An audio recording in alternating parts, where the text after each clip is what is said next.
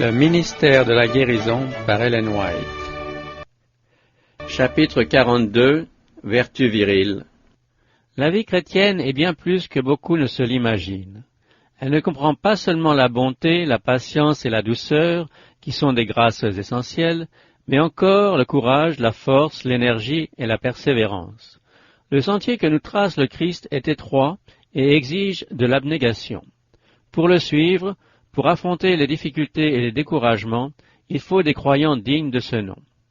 Force de caractère. On a besoin d'hommes qui ne s'attendent pas à voir leur chemin aplani et tout obstacle enlevé. D'hommes qui inspirent un nouveau zèle aux découragés, dont le cœur soit brûlant d'amour chrétien et les mains fortes pour l'œuvre du Seigneur. Quelques-uns de ceux qui s'engagent dans le service missionnaire sont faibles, apathiques et facilement découragés.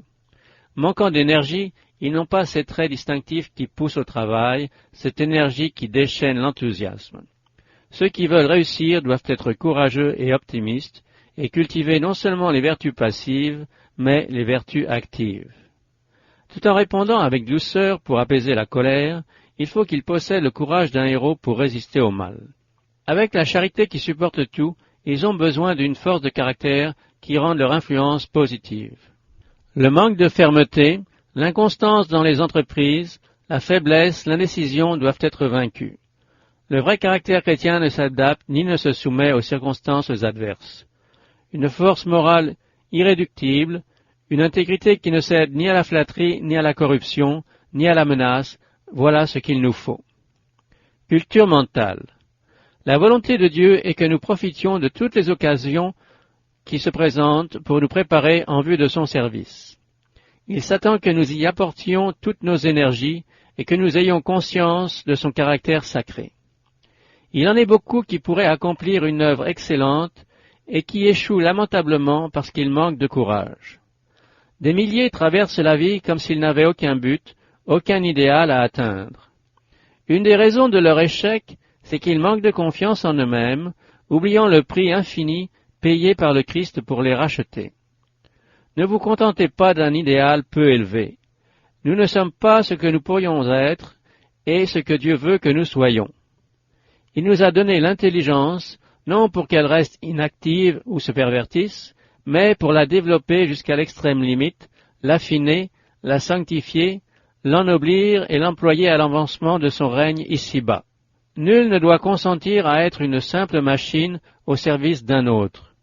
Le Seigneur nous a donné la faculté de penser et d'agir.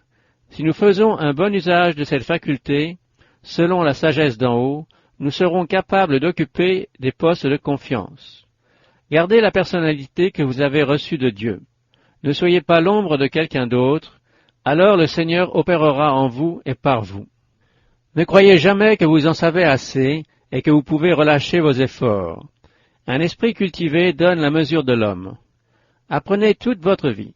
Approfondissez chaque jour vos connaissances et mettez-les en pratique. Souvenez-vous qu'en toute occasion vous montrez ce que vous êtes et que vous développez votre caractère. Quoi que vous fassiez, soyez ponctuel, diligent. Surmontez l'inclination à chercher une tâche facile. Comment accomplir notre travail? C'est l'esprit qui nous anime et les principes qui nous dirigent dans notre travail qui façonnent notre vie.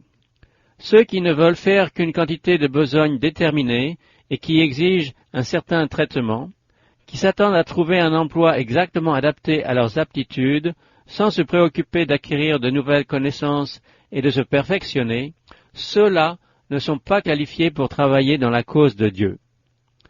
Les hommes qui cherchent à aménager leurs forces physiques, mentales et morales ne sont pas ceux sur lesquels le Seigneur peut faire reposer ses bénédictions. L'intérêt est leur seul mobile. S'ils ont besoin d'être constamment surveillés, et s'ils ne travaillent que lorsque leur tâche leur est nettement spécifiée, comment pourrait-il être dit d'eux que ce sont de bons et fidèles serviteurs? On a besoin d'hommes qui manifestent de l'énergie, de l'intégrité, de la diligence, et qui sont disposés à faire tout ce qui se présente. Beaucoup se rendent inutiles en refusant des responsabilités par crainte d'échec possible. Ils se privent ainsi de leçons que ni la lecture, ni l'étude, ni aucun notre avantage ne saurait leur donner. Il faut dominer les circonstances et non être dominé par elles. Mettons-les à profit, servons-nous-en comme d'instruments de travail, asservissons-les, mais ne nous laissons jamais asservir par elles. Les hommes forts sont ceux qui savent affronter l'opposition. En employant leurs énergies, les obstacles sont pour eux autant de bienfaits, et ils apprennent à compter sur eux-mêmes. Les difficultés les amènent à se confier en Dieu et exigent une fermeté qui donne de la force. Le Christ n'était pas limité dans son service, il ne comptait pas ses heures de travail, son temps, son cœur, son âme, ses forces étaient consacrés au bien de l'humanité. Le jour était destiné au dur labeur, la nuit se passait en prière pour obtenir la grâce qui lui permettrait de faire une œuvre plus grande encore. Il suppliait son Père, avec larmes, de soutenir sa nature humaine, afin de pouvoir triompher de l'ennemi et bien remplir sa mission. Il dit à ses disciples, « Je vous ai donné un exemple, afin que vous fassiez comme je vous ai fait. » Jean 13:15. L'amour de Christ nous presse. 2 Corinthiens 5:14, dit Paul. Tel était le principe directeur, l'élément énergétique de sa conduite. Si son ardeur risquait de fléchir en face du devoir, un regard sur la croix lui faisait ceindre à nouveau les reins de son entendement et le poussait à l'abnégation.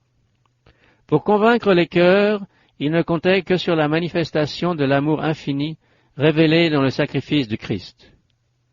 Comme elle est touchante, cette déclaration du grand apôtre, « Vous connaissez la grâce de notre Seigneur Jésus-Christ, qui pour vous s'est fait pauvre, de riche qu'il était, afin que par sa pauvreté vous fussiez enrichis. » 2 Corinthiens 8:9. On connaît la hauteur dont le Sauveur descendit et son humiliation. Il s'engagea dans le chemin du sacrifice et ne s'en détourna pas jusqu'à ce qu'il eût donné sa vie. Pour lui, il n'y eut point de repos entre le trône du ciel et la croix du calvaire. Son amour pour l'homme lui permit d'accepter toutes les indignités et de supporter toutes les ignominies. L'apôtre Paul nous dit encore que chacun de vous, au lieu de considérer ses propres intérêts, considère aussi ceux des autres. Philippiens 2:4. Il nous recommande aussi de posséder les sentiments qui étaient en Jésus-Christ, lequel, existant en forme de Dieu, n'a point regardé comme une proie à arracher d'être égal avec Dieu, mais s'est dépouillé lui-même en prenant une forme de serviteur, en devenant semblable aux hommes, et, ayant paru comme un simple homme, il s'est humilié lui-même, se rendant obéissant jusqu'à la mort de la croix. Philippiens 2, 5-8. Paul désirait sincèrement que l'humiliation du Christ fût bien comprise de ceux auxquels il s'adressait. Il savait que si les hommes pouvaient être amenés à comprendre la valeur du grand sacrifice de la majesté céleste, l'égoïsme serait banni des cœurs. Il s'évertue à nous faire bien saisir la merveilleuse condescendance de Jésus envers les pécheurs. Il commence par attirer l'attention sur la place que le Sauveur occupait au ciel, dans le sein du Père, puis il le montre renonçant à sa gloire, se soumettant volontairement aux conditions humiliantes de la vie humaine, prenant une forme de serviteur et devenant obéissant jusqu'à la mort la plus ignominieuse, la plus révoltante, la plus atroce, celle de la croix. Pouvons-nous penser à cette manifestation merveilleuse de l'amour divin sans manifester notre gratitude, notre amour, et sans ressentir au fond du cœur que nous ne nous appartenons plus? Serait-ce possible de servir un tel maître pour des raisons égoïstes? Vous savez, dit l'apôtre Pierre, que ce n'est pas par des choses périssables, par de l'argent ou de l'or, que vous avez été rachetés de la vaine manière de vivre que vous aviez hérité de vos pères.